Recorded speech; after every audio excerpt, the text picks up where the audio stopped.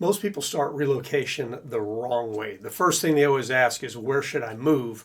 When what they should be asking is, why do I want to leave where I am right now? And the thing is, the answer to that question can completely change what a smart, well thought out move looks like long term. I mean, think about it. Are you looking for a long term investment? Are you looking to move so your day to day life's a little bit easier, a little more comfortable? Or are you looking at lowering costs and lowering what your cost to live in a certain place looks like? Because if you don't get clear on these questions up front, you can end up following the crowd because, oh, the state looks popular, and then end up regretting it in the long term. So before you start to jump in and analyze, okay, this is where I live, this is where I want to go, let's take a step back. Let's look at what migration looks like. Let's look at where people are choosing to move over the last few years. And once we start to understand that and how to use that data, it's going to make your decision to relocate a lot easier. And so that you understand where I'm coming from, this is the exact first step that I always take with my relocation clients. So if you're looking to move to the Central Texas area or the Texas Hill Country, I've got a 30-minute Texas Hill Country Legacy Blueprint call that I offer for my clients. And if you're interested in it, there's a link down below. You can book your time now. So I mentioned this term earlier. What is inbound migration? Well, instead of starting with what it is, let's talk about what it's not. It is not what's going to tell you where you need to make your next move. Okay. What it is it's a tracking of where real households choose to relocate to year after year, and it's tracked by certain companies. Where are they spending their money? Where are delivery trucks going? Where are moving trucks going?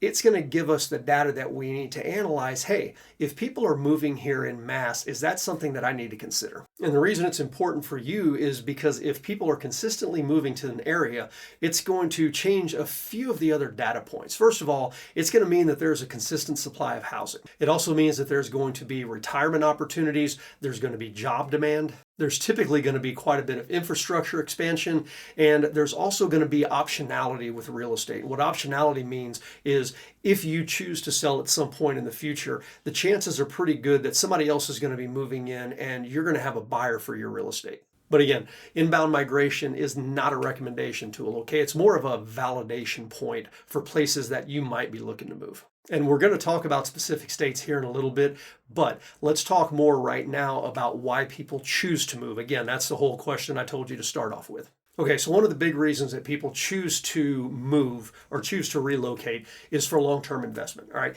And if long-term investment is your number one reason that you're moving, these inbound migration tools are absolutely crucial for you. And it's not because prices always go up, right? I'm outside of Austin, Texas, and we've seen prices go up around here forever, but the last 2 or 3 years, they've actually come down a little bit. So it's not because prices are always going up, but it's because if you have a constant steady stream of people coming into an area, what that's typically going to cause is a few things. The first thing it's going to cause is demand. Okay, demand for a product, yes, that's going to cause prices to go up long term. And that's one of the things we've seen here in Central Texas is we've got the steady inflow of people, so demand for housing continues to expand. The next thing it's going to do is it's going to attract employers, all right? If you've got people moving to an area, the employers are going to notice that. And what we're seeing right now and what we've seen for about the last 5 years now is we've got major employers coming in, especially from places like California, that don't really like the tax structure there, don't really like the laws and things like that. They want to come somewhere where it's going to be a little less intrusive on them and for their employees, right? So we've got massive corporations coming in, Oracle, Samsung. The U.S. military built Army Futures Command here, which is pretty crazy. It's not an Army base, it's in a downtown building, but anyway, it's nuts. So the point is, as you get people coming in, you have talent coming in, and that talent is going to drive employers to go, wait, maybe we should move there as well. Because the thing with the employers is they look at the same thing that relocating people look for. They look for, hey, how expensive is it going to be for my work staff to buy a house? How expensive is it going to be for me to buy land in order to construct whatever building or manufacturing process or whatever it is that I need? How expensive is it going to be for me to secure labor force in order to build this manufacturing community company or whatever I'm doing? So they're really looking for the same things that consumers like you and I are looking for. The other thing that that constant inflow is going to do is it's going to cause services to expand. Everything from daycares to doctors and clinics and people that cut your hair and people that mow your yard and people that that clean your house and all these other things. In fact, this comes from a data analyst that I know. For every one job that a company like Tesla or Samsung or Oracle produces, it produces 4 other jobs because the services are expanding to meet the new growth that's coming to that area. And the other thing that it's going to do with this inbound migration is it's going to prevent long-term stagnation. Okay, like I just mentioned, we've had house prices coming down and real estate prices coming down a little bit over the last 2 years.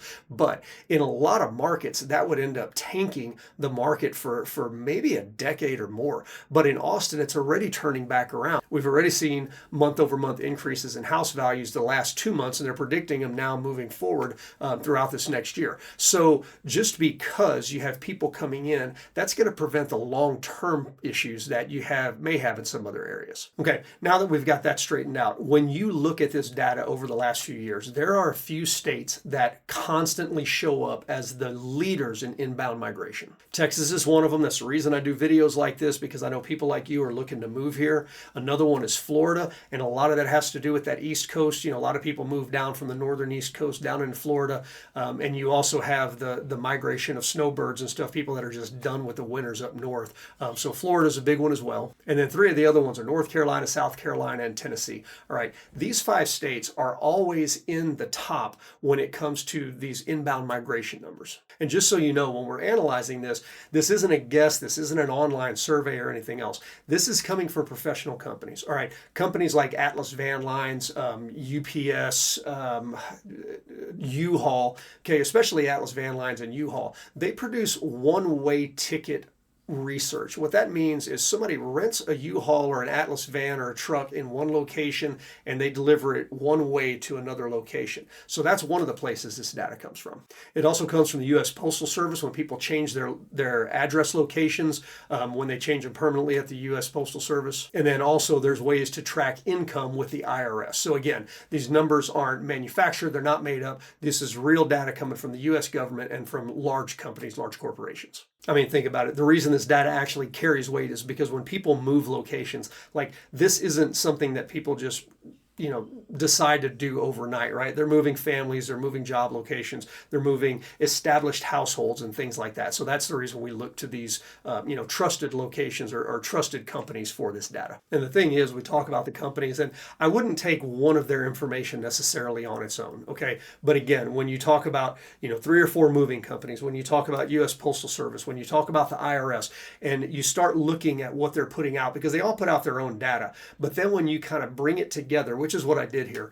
You bring it together and you start analyzing which ones are showing up over and over across all of these. And I actually weighted where they were ranked on all these different things and then asked ChatGPT to put it together and give me that ranking spit out. But when you put all of these things together, it gives you a really good idea of what the trends are and what the trends have been for a while. The second reason we notice a lot of people moving, especially to this location, is because of lifestyle and what they want from their day-to-day life. So when it comes to this, the migration data matters, but it's for different reasons. And we mentioned it already with Florida, okay? Lifestyle movers tend to congregate around a few things. One of those is weather, right? If you've lived in the north for a long time and you're tired of the cold, cold, bitter winters, okay, moving south, trying to find a little bit of a tropical habitat, pretty nice thing to do. And those people tend to move in clusters, right? You got the major areas in Florida, especially the retiree areas in Florida, and you can see what that migration data looks like to those specific locations. Another thing that lifestyle movers are looking for is ways to mitigate costs.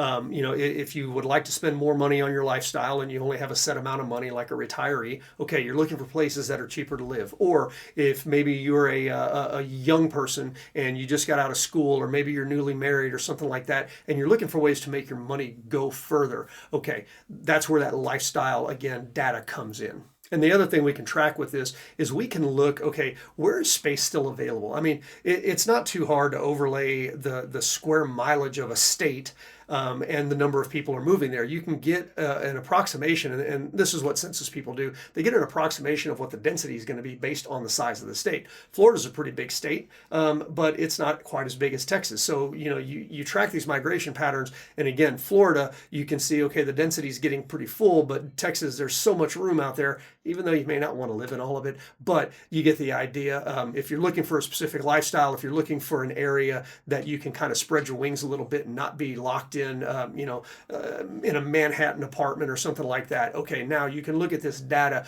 and figure out where are most people going. Maybe I want to avoid that. Maybe I want my lifestyle to be where people aren't going. And again, this will help you do that. And aside from retirees, the lifestyle people, those are really the ones that are kind of looking now at North Carolina, South Carolina, and really parts of Texas as well. And another thing to keep in mind with this, just because some place is really nice to visit, has really high tourism, doesn't mean that that's where this migration is going. In fact, a lot of times we find that that's not true.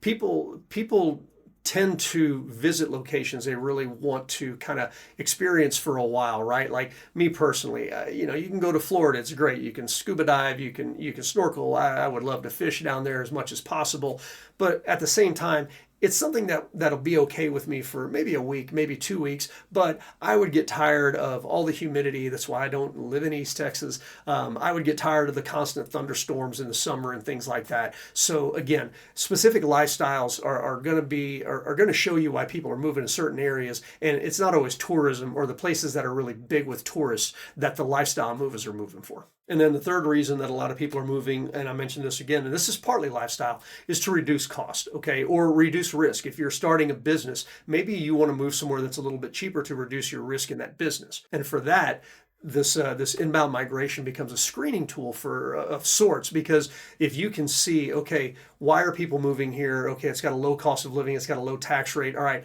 that's a place that's acceptable to me. Why are people moving here? Oh, these must be really wealthy people because the taxes are high, the cost of living is high, gas is high, healthcare insurance is high, but people are still moving there. Okay, maybe that's not the demographic that I want to be around. So again, if you're looking to cut those costs, tracking where people are moving, then analyzing data beyond that becomes a really big thing for you to do. And what we find at the end of the day is that areas that are constantly attracting people from outside are doing a few things. First thing, the healthcare is constantly expanding. I wouldn't have told you 3 or 4 years ago that the Texas Hill Country had a robust healthcare system. But now, as more people are moving out here, healthcare is becoming one of the major services out here. So again, as we're getting those people, those services start to expand, and it's going to make life better for the next people that are moving out here as well. The other thing it's going to do is it's going to expand the tax base, and it's going to provide for nicer amenities. This weekend I was in San Marcos, and I was just remarking, San Marcos is a little town south of Austin, between Austin and San Antonio,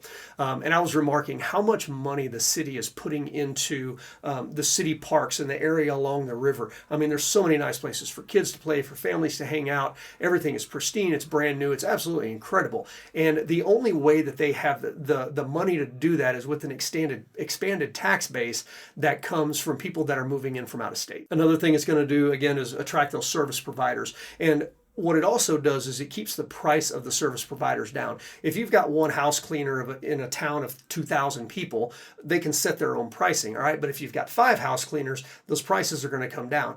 It's a real simple analogy and kind of a little simplified way to look at it. But again, as more people come in, those services are going to expand. There's going to be more service providers. There's going to be more HVAC techs. There's going to be more plumbers. And that's going to keep that overall cost of living a little bit lower. And then the last thing that it's going to do, obviously, is you're not going to have to worry about the issues that come with population decline. Okay, with population decline, you end up getting rundown buildings.